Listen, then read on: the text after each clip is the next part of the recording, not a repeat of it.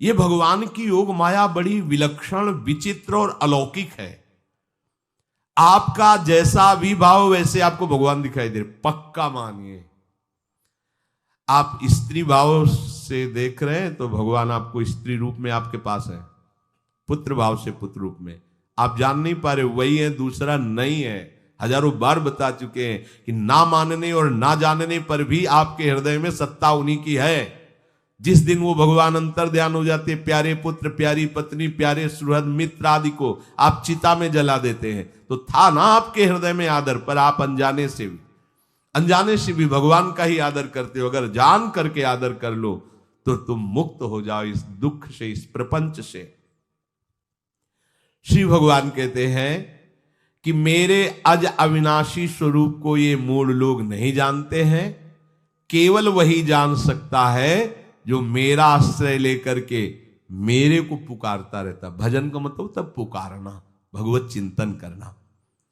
वेदाहम शमतीतानि वर्तमानानि चार्जुन भविष्याणि च भूतानि माम तु वेद न कश्चन। हे अर्जुन, जो प्राणी भूतकाल में हो चुके हैं तथा जो वर्तमान में है और जो भविष्य में है, उन सब प्राणियों को मैं जान रहा हूं।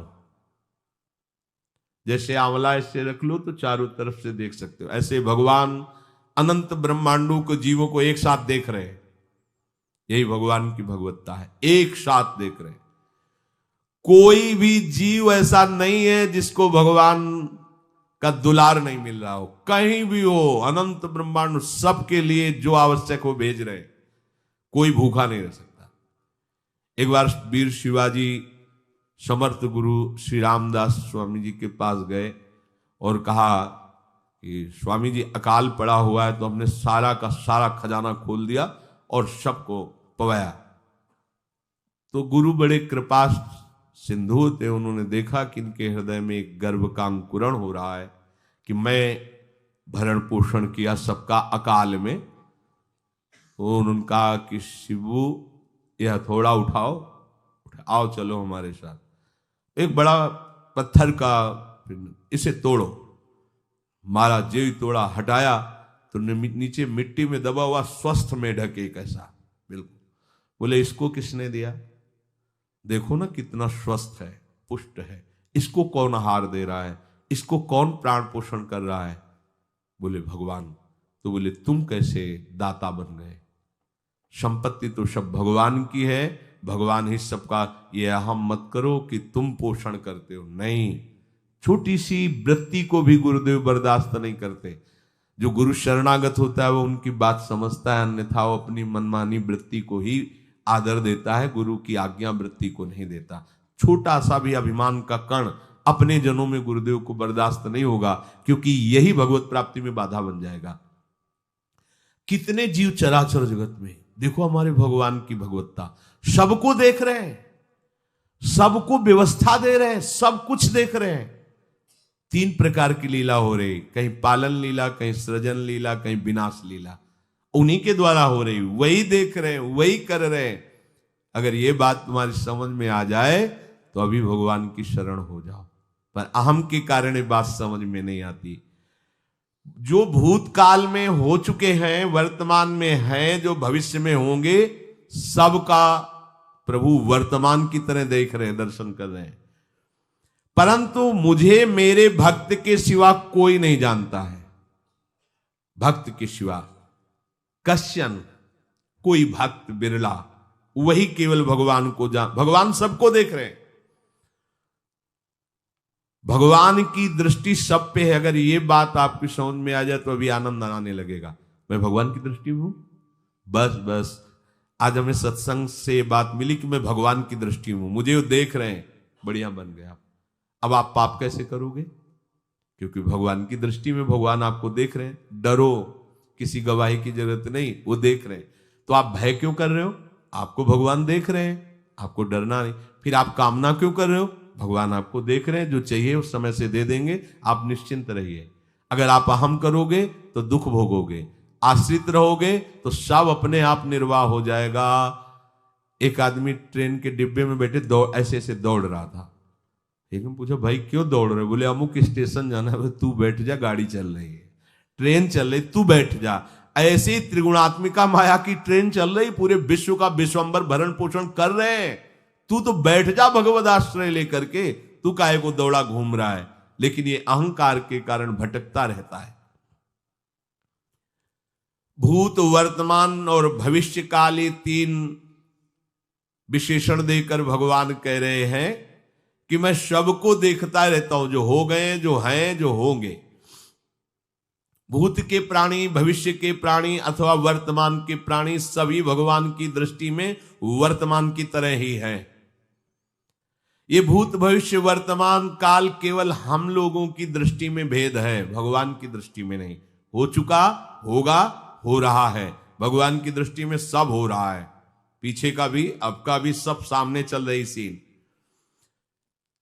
हमारे हृदय में विश्वास हो जाए प्रभु हमें देख रहे हैं।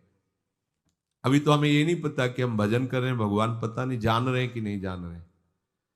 अभी भक्ति में रंग आ जाए, अगर ये बात समझ में आ जाए कि प्रभु देख रहे हैं हमें।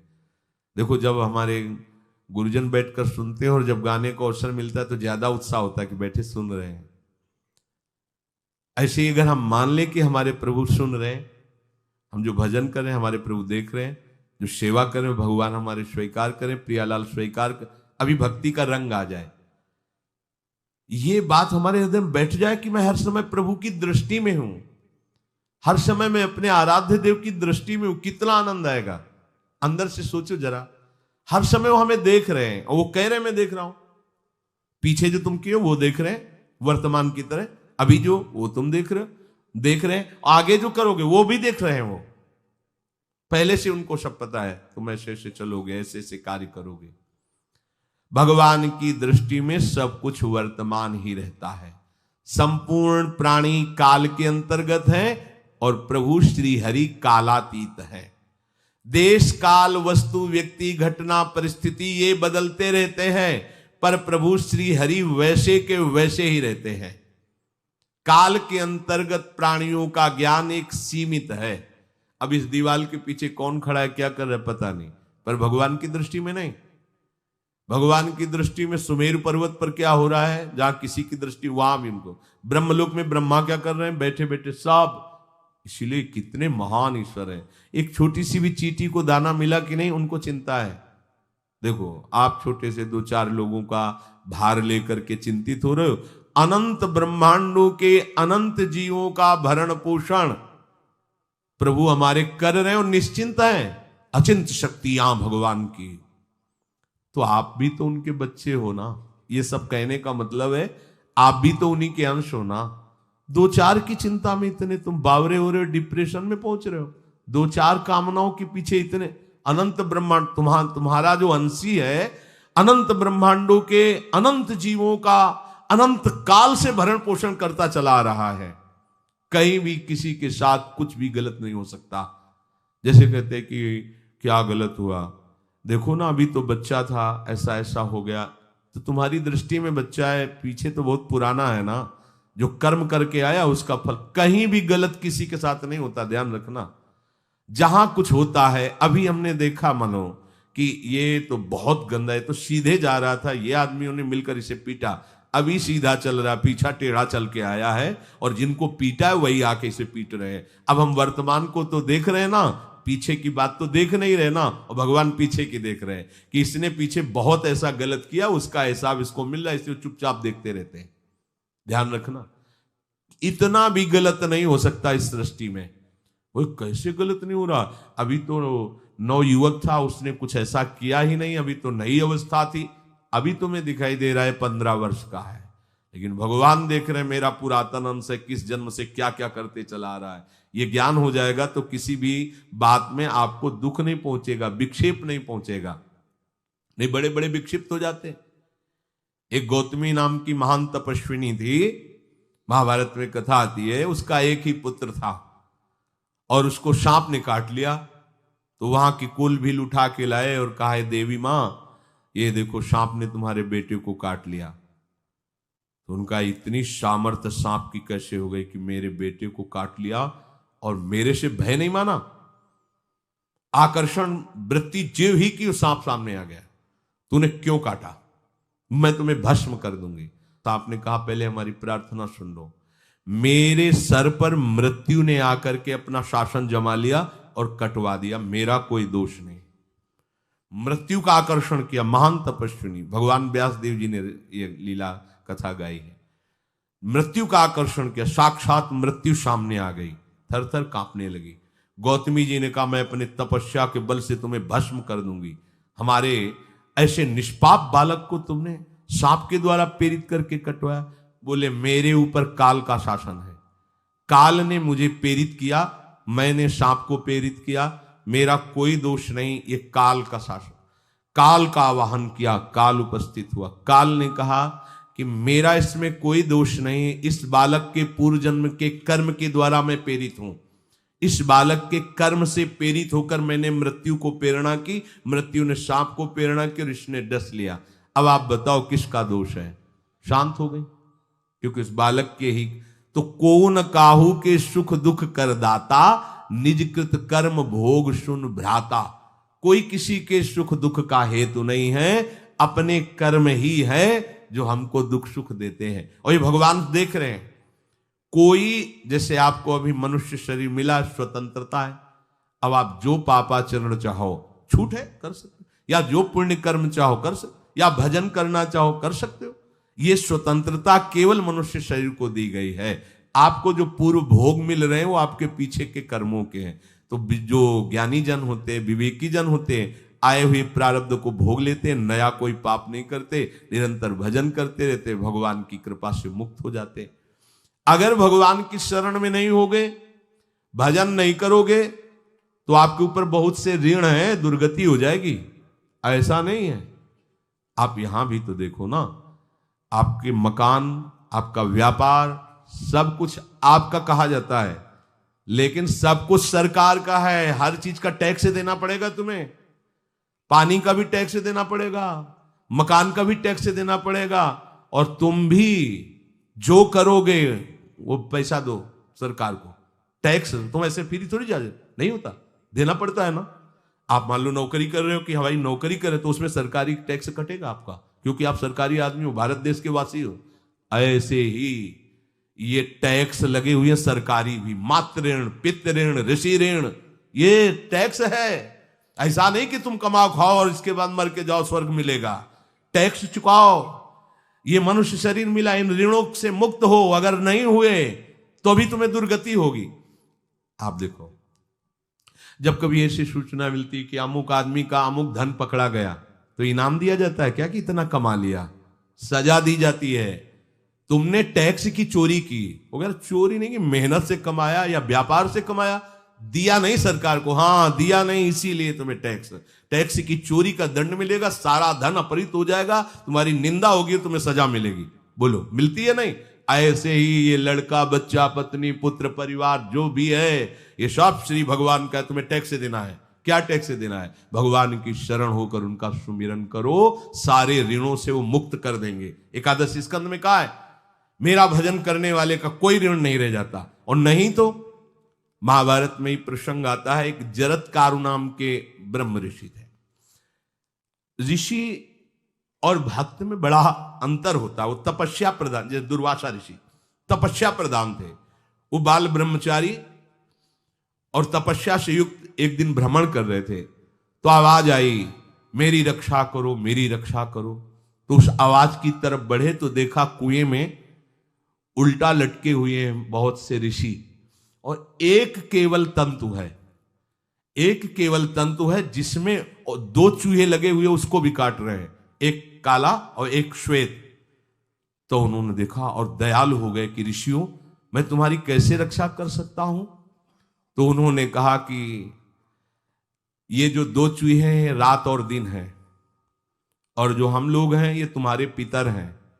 ये चूहे तुम्हारी आयु को काट रहे हैं, एक तंतु हमारे कुल में केवल तुम ही हो, और तुमने तपस्या की ठान ली, ब्याह किया नहीं, गृहस्थ धर्म में गए नहीं, पुत्र हुआ नहीं, तो तपस्या में, भक्ति में एक दम है कि सब ऋणों से मुक्त कर देगी। ये बात ध्यान रखना। तपस्वी अलग है, भक्त अलग। इसलिए पीछे चर्चा आई थी कि तपस्वियों से भी अधिक, ज्ञानियों से भी अधिक, कर्मकांडियों से भी अधिक वो मेरा भक्त योगी होता है। तुमने तो ब्याह किया नहीं, तो अब ये तंतु रात दिन तुम्हारे जीवन को काट रहे, जहां तुम खत्म हुए हम सब नरक में गिर जाएंगे। पितरों ने कहा तुम पितर ऋण से युक्त हो, मुक्त तभी होगे जब ऐसा करो। वो दृश्य खत्म, अंतर ध्यान हो गया।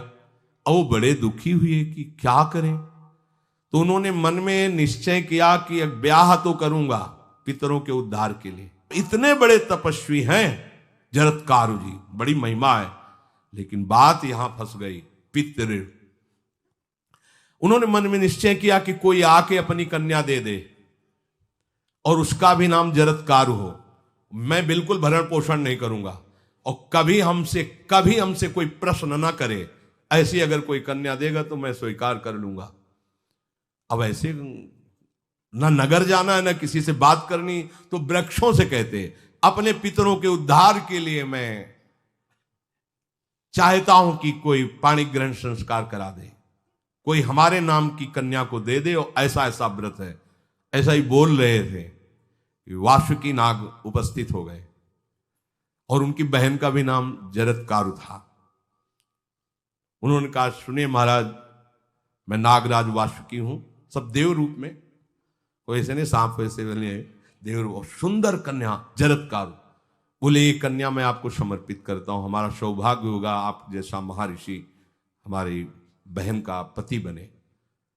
इसका भी नाम जरत्कारु है, और आपकी जो इच्छा है कि मैं भरण पोषण नहीं करूंगा तो मेरे पास संपूर्ण वैभव है, आप भी पधारिए, मैं आपका भी भरण पोषण करूंगा, अपनी बहन का भी। तीसरी बात, मेरी बहन इतनी शास्त्र सम्मत आराधना से युक्त है कि वो कभी आपसे प्रश्न ही नहीं करेगी, तो उनका स्वीकार है। प्रसन्न हुए, चले गए। काफी समय तक उनके महल में रहे। एक दिन जरत्कारु अपनी जरत्कारु पत्नी की गोद में सर रख कर ऐसे लेटे हुए थे, सो गए।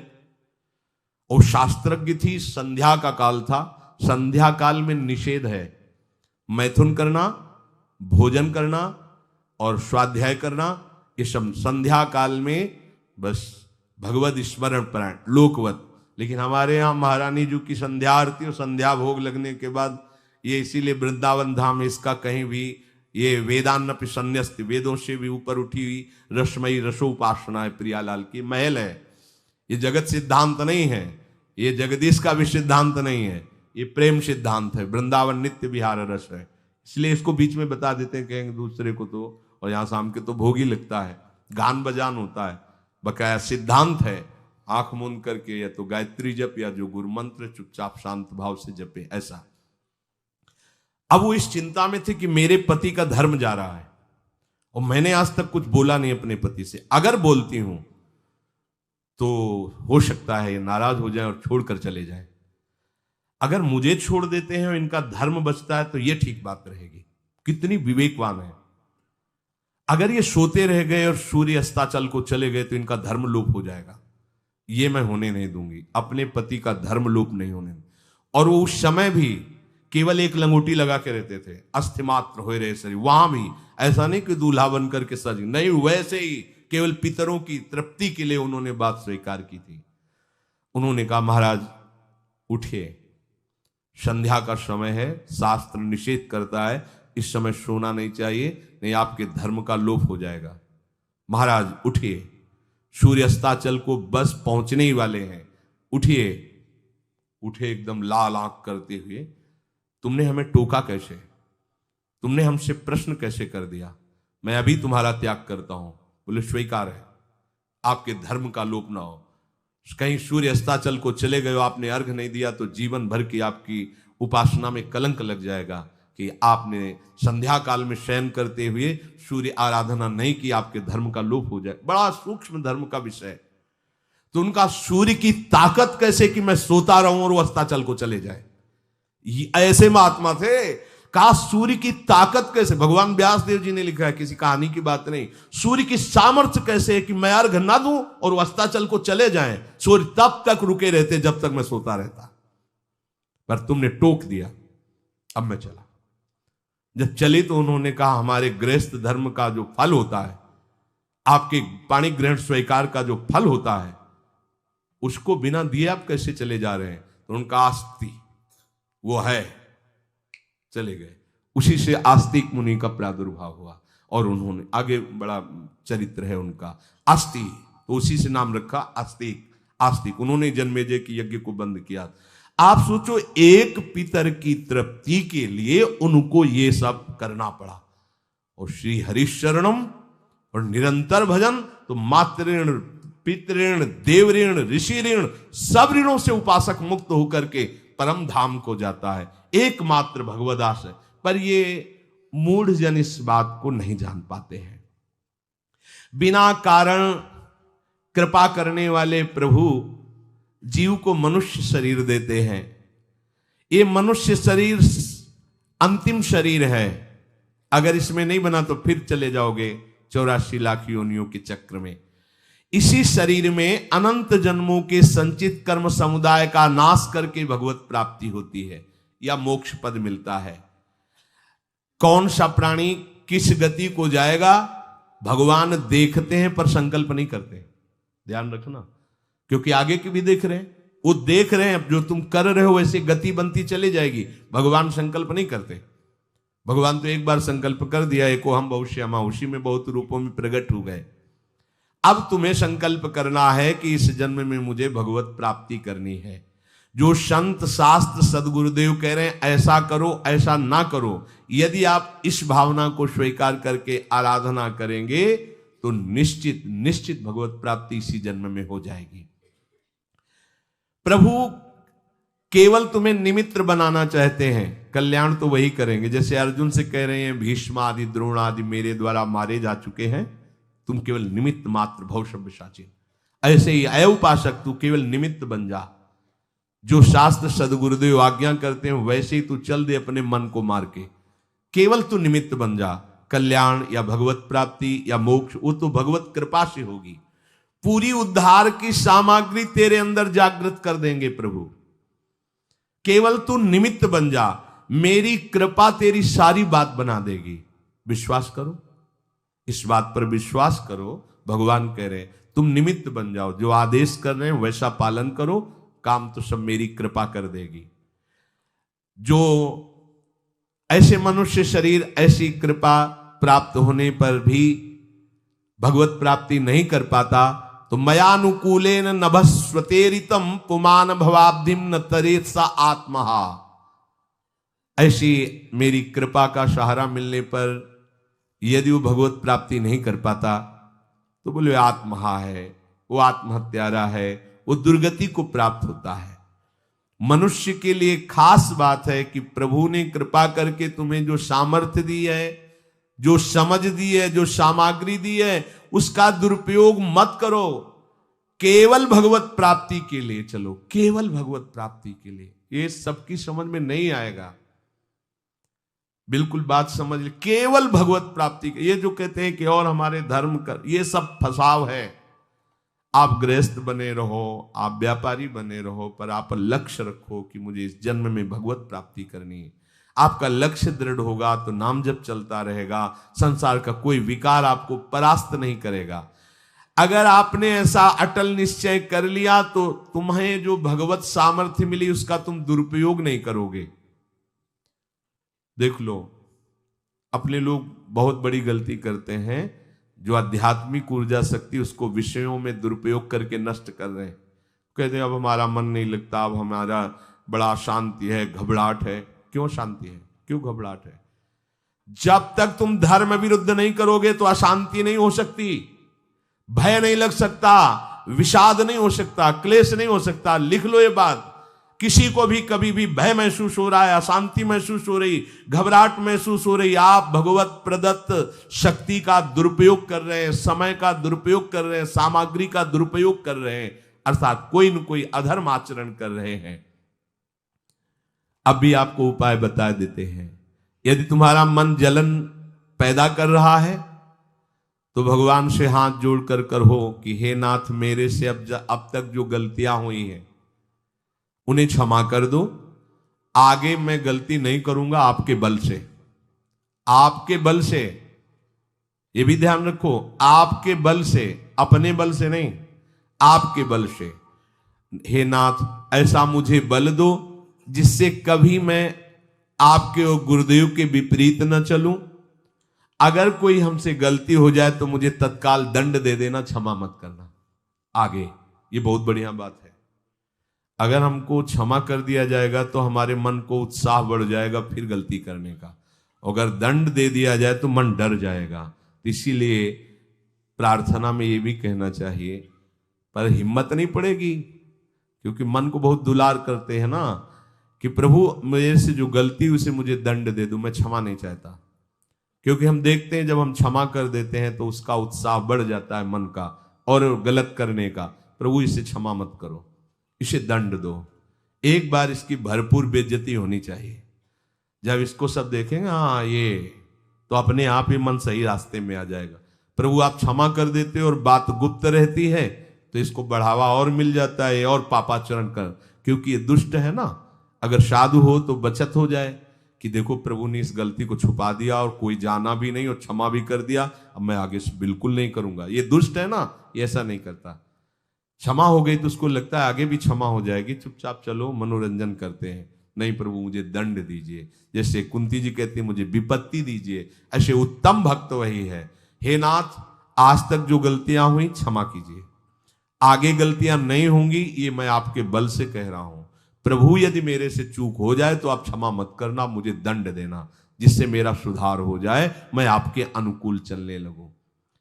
मनुष्य की असमर्थ दो तरह से होती है। एक असमर्थ कि वो कर ही नहीं सकता। जैसे किसी से कहा जाए कि तुम ये मकान उठा करके वहां रख दो, तो कर ही नहीं सकता। ऐसी सामर्थ्य जो आप में करने के लिए भगवान कभी आदेश ही नहीं देंगे, ध्यान रखना। एक बात ध्यान दीजिए, कोई भी ऐसी भगवद आज्ञा या गुरु आज्ञा नहीं होती जो आप नहीं कर सकते। आप जो कर सकते हैं वही आज्ञा होती है। दूसरी असमर्थ ये होती है कि करना चाहता हूं, समय भी है, पर पता नहीं कोई अंदर से करने नहीं देता। भजन करना चाहता हूं, ब्रह्मचर्य से रहना चाहता हूं, और अनुकूल कृपा भी है, सत्संग मिल रहा है, धाम वास सब, पर कोई हमारे ऊपर सवार हो जाता है और हमसे ऐसा करवा लेता है। यह है प्रमाद, यह है मूढ़ता। यह साधक को नष्ट कर देती है। दो प्रकार की असमर्थता की बात हुई। एक ये कि भाई हम असमर्थ हैं, कहा गया कि इस मकान को वहां उठा के रख दो, नहीं रख सकते, तो ऐसा आदेश ही भगवान और गुरुदेव का होता नहीं होगा। और अगर आदेश हो गया है तो आप उठा के देख लेना, आप उठा लोगे। अगर आपको यह ध्यान रहा कि गुरुदेव की आज्ञा है, हरि की आज्ञा है, हो जाएगा। हम कई बार आपको कहा है, अंगद को ऐसे मसल दें, ऐसे वीर थे रावण की सभा में, पर राम प्रताप सुमिरपन रोपा। इस सभा में कोई बड़ा वीर हो, मेरा पैर उठा दे, राम जी सीता जी हार जाएंगे, वापस चले जाएंगे।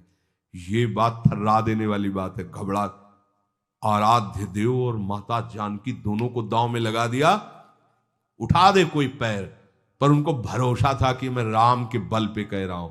राम बल आकर के विराजमान हो गया, कोई नहीं उठा पाया। आखिरी में रावण झुका, मेरे झुकने से, मेरे सामने झुकने से तेरी बात नहीं, तो जो बार बार जिनको मनुष्य कह रहा है उनके चरणों में जा।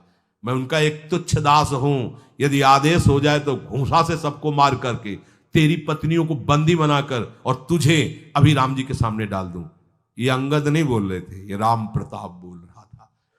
ऐसे ही यदि आपको आदेश कोई शास्त्र का या गुरु का है तो आप अक्षरशः समझ लीजिए उसमें उनका बल भी है, पर हम लोग उस बल का तिरस्कार कर देते हैं। थोड़ी सी मन की डालकर उसको हल्का किया तो वो बल वापस हो गया। सीधे जो बात मानी जाती है उसमें उनकी कृपा शक्ति होती है, और जो अपनी मन की लगा की जाती है वो साधन होता है। कृपा शक्ति और साधन में अंतर होता है। तो जो हम कर सकते हैं, आदेश है, हम करना भी चाहते हैं और नहीं करते हैं, इसका हमारे अंदर प्रमाद का राज्य है। प्रमाद। लोग कहते हैं कि पता नहीं कोई हमारे दिमाग में आके कर जाता है। हाँ, भूत आता है, भूत। अब ऐसे लोगों को बावरा कहते हैं। अब इनको ऐसी जगह पहुंच जाए जहां सही निर्णय नहीं होता और ये कर देना वो कर देंगे। उनको लगता है कोई है, बोले है ऊपरी चक्कर है, अल्ले ऊपरी चक्कर हो, घूम रहे हो पागल बने ऊपरी चक्कर। कुछ नहीं, ऊपरी चक्कर नहीं, भीतरी चक्कर है। ये भीतर का तुम्हारा वासनात्मक प्रपंच ही तुम्हें नचा रहा है। विवेक का जागरण करो। किसी की अरे प्यारे तुम हरि के अंश हो। स्मशान में रात्रियां व्यतीत हुई, स्मशान में गंगा के किनारे भूतों के बीच में, कोई भी नहीं, कुछ नहीं। सीम की चाप सके को तासु बड़ रखवार रमापति जासु। अकेले, न युवक अवस्था, कोई साथ देने वाला नहीं, अंधेरा, कोई टार्च नहीं, कोई व्यवस्था नहीं। हर समय एक अपार आनंद, भगवदानंद। कोई भय छू सकता है? हर समय हरि की दृष्टि में आप रहते हैं। आप भी ये प्रमाद मत कीजिए। ये प्रमाद है और कुछ नहीं है जो आप आचरण विरुद्ध कर देते हैं। अब क्या होता है, वो समझ पाता नहीं, उसके पीछे कर्म परंपरा लग जाती है। फिर वो हार जाता है कि मेरे से भजन वजन नहीं होने वाला, संयम से नहीं चलने वाला। अब वो योनि पर योनि प्राप्त करता चला जाए, ये योनि यो योनि। भगवान के स्वभाव को समझो और उनके आश्रित हो जाओ। कोटि विप्र बदल आ गए जाहू, आए सरन तजो नहीं ताहू। जो नर होए चराचर द्रोही, आवे सभय सरन तक मोही। तज छल कपट मोह मद माना, करूं शब्द ते साधु समाना। एक बार जीवन को प्रभु के चरणों में अर्पित कर दो। बस प्रभु सब संभाल लेंगे अपने बल से। अपने बल से संभालने का तात्पर्य है आप उनकी आज्ञा पालन का प्रयत्न करो।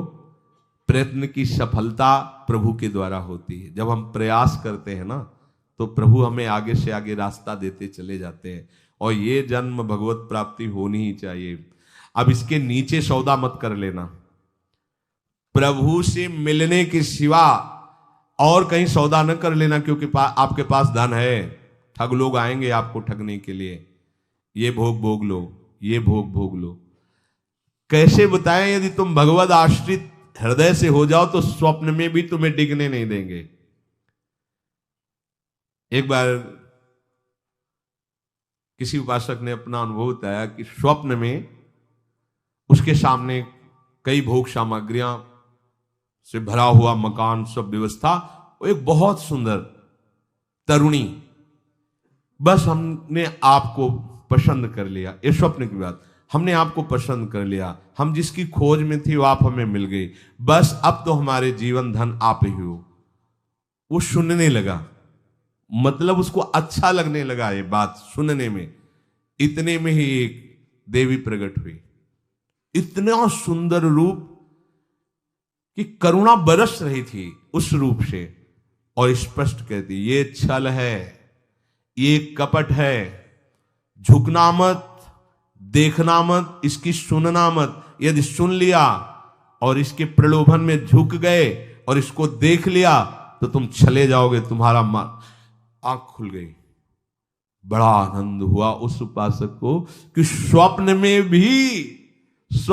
भी आश्रयदाता उसको डिगने नहीं देते। स्वप्न में भी, ये बात समझ लो, स्वप्न में भी भय आने नहीं। स्वप्न ही था। हो सकता था स्वीकृति उस उपासक के हृदय की हो जाती, लेकिन जगने पर हाहाकार मच जाता कि कैसे स्वीकृति हो गई। पर देखो, जिसका आश्रय लिए वो उससे सुंदर रूप लेकर खड़ा हो गया और समझा रहा है छल है, कपट है, झुकना मत, देखना मत। आप तो केवल आश्रित होके तो देखिए, जागते हुए, सोते हुए, स्वप्न में, ये तुम्हारी अवस्थाएं, प्रभु की नहीं है। वो तुम उन्हीं की गोद में जग रहे हो, उन्हीं की गोद में सो रहे हो, उन्हीं की गोद में शयन कर रहे हो। एकमात्र प्रभु का आश्रय लेकर निरंतर भजन करते हुए इस जन्म में केवल भगवत प्राप्ति, अन्य सौदे में हमें फंसना नहीं है। बहुत से प्रलोभन आएंगे कि ये फ्री ले लो, फ्री भोग लो, कोई नहीं जानेगा। आपको सौदा नहीं करना अपने हरि आश्रित बल का, आपको उससे केवल हरि की प्राप्ति करनी। प्रलोभन आएगा, ध्यान रखना, भय आएगा। हे भगवान, आज तक जो भजन किया है इस भय को हटा दीजिए, क्योंकि इज्जत चली जाएगी, सब लोग थू थू करेंगे, मेरे से बहुत गलती हो गई, हटा दीजिए। हरि मुझे दंड दो, पूरी सभा में मेरा तिरस्कार करवाओ। ये मन लाख समझाया नहीं समझा, अब जब बेइज्जती होगी ना इसकी तब समझेगा। कुछ नहीं होगा और कृपा हो जाएगी, आगे बढ़ जाओगे। बिल्कुल अपने भजन को खर्चा मत करना, ना भय में और ना किसी सुख प्रलोभन में, तो इसी जन्म में भगवत प्राप्ति हो जाएगी।